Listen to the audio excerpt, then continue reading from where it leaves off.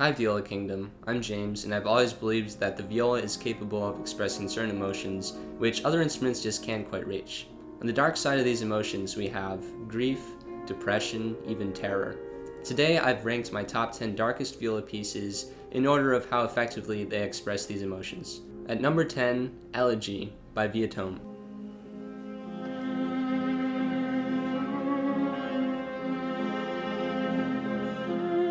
Written in the dark key of C minor, this piece sounds to me like intense mourning and fear. It's very romantic with a vocal quality to each phrase, as if it was being sung as an opera aria. It's full of drama, with expansive cadenzas which eventually build to a confrontational ending.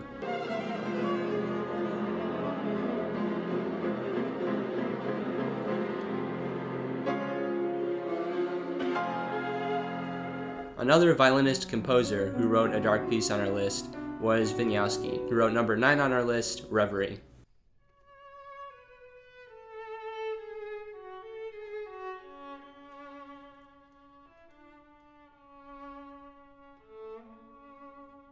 Reverie means a state of deep thinking or dreaming.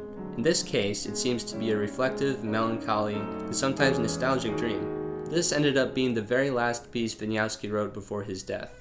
Most of the piece stays in F sharp minor, but the very end shifts into an optimistic major.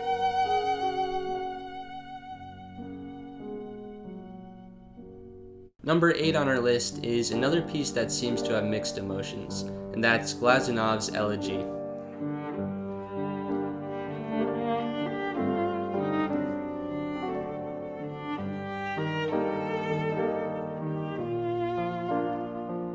The musical direction of Dolce at the beginning suggests a bittersweetness that should be felt in playing the music. The melody is singing and rather simple, but it travels through all kinds of harmonies that to me represent the complex feelings of grief. This is a truly romantic expression of sorrow. Written in 1893, it's probably a reaction to the death of Tchaikovsky in his tragic Pathetique symphony. The next piece adds to our list of composers' swan songs.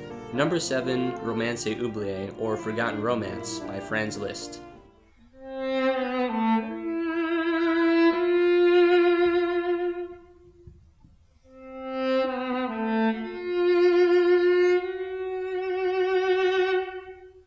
The final piece that Liszt ever wrote, it was quite literally forgotten for the majority of Liszt's life. He wrote the melody much earlier in his life, and he must have somehow rediscovered it when he was inspired to write this piece. It's full of despairing cadenzas, including the beginning, but eventually releases into a series of optimistic broken chords and a peaceful ending, as if he's coming to terms with the approaching end of his life.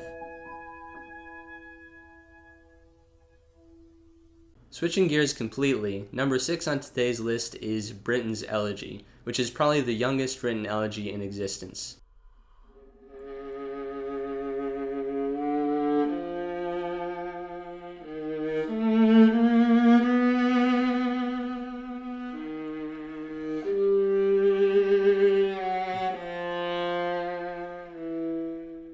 Benjamin Britten wrote this piece at age 16 following the end of his time at secondary school. Lonely and pensive, it properly captures the feeling of saying goodbye to friends as long as the fear of what's coming next. Britten pulls no punches, writing clashing dissonances and a violent middle section to communicate the painful side of his pathos.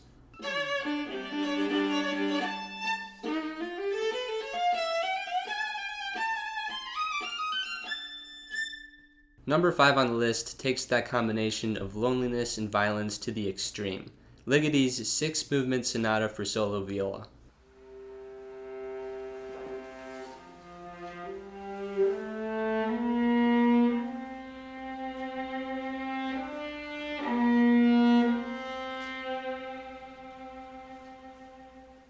The first movement sounds so painful because of written microtones in the melody.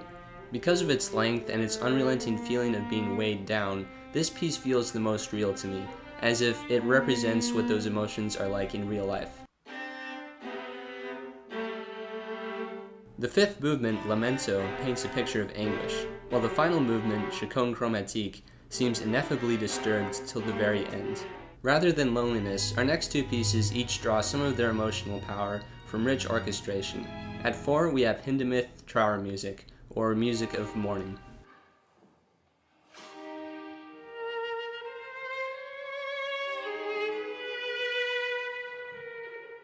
In 4 short movements, Hindemith wrote this piece basically overnight in response to the death of King George V of the United Kingdom. He had originally traveled to London to perform his Der Schwanendreher Viola Concerto with the BBC Symphony Orchestra, but after hearing about the death of the king, they changed the program and he wrote this piece instead. Simple in its call and response structure, it truly embodies a sense of questioning and fear brought on by the death of a world leader. Moving on to number 3, and with an even larger ensemble size, we have Howell's Elegy for Viola, String Quartet, and Orchestra.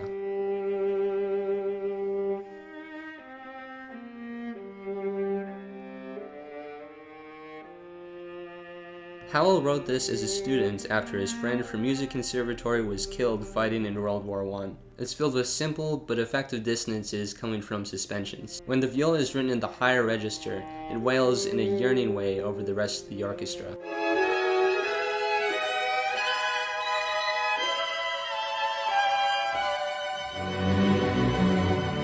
It's a stunning depiction of what was probably a common feeling of hopelessness and loss following World War I.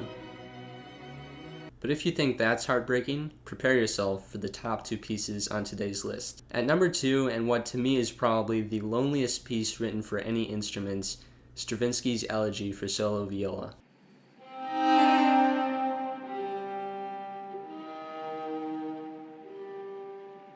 Stravinsky wrote this piece on commission from the Pro Arte Quartet in memory of their former first violinist who passed away. The entire work is written to be played with a mute, making the quiet sections deathly quiet. The melody plods along in a way that feels almost chant-like. When dissonances are used in this piece, they are less to convey anger and more to convey heartache.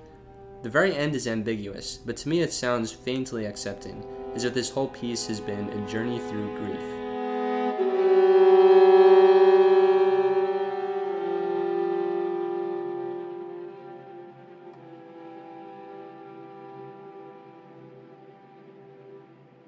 The final piece on today's list was also the final piece ever written by that composer. This is Shostakovich's Viola Sonata, Opus 147.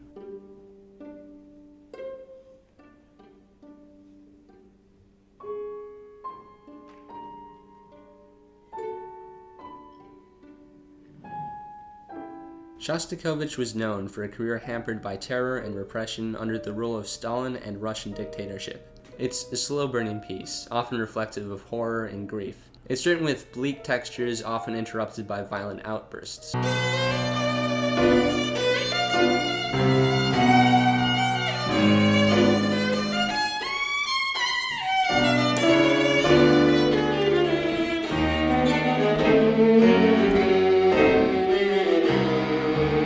The final movement bears resemblance to Beethoven's Moonlight Sonata and stretches on with meandering viola cadenzas. Listening to the entire 30-minute work gives you a deep feeling of resignation, remorse, and depression, coupled with a strange serenity when it's finally all over. So why would you want to listen to such dark music? Well, for me, when I feel any kind of these negative emotions, listening to this music where I know that somebody relates and that everybody who's listened to it since can probably also relate is a very comforting feeling for me. I hope you learned something or heard something that you liked today. Thank you so much for watching, and I'll see you next time, Viola Kingdom.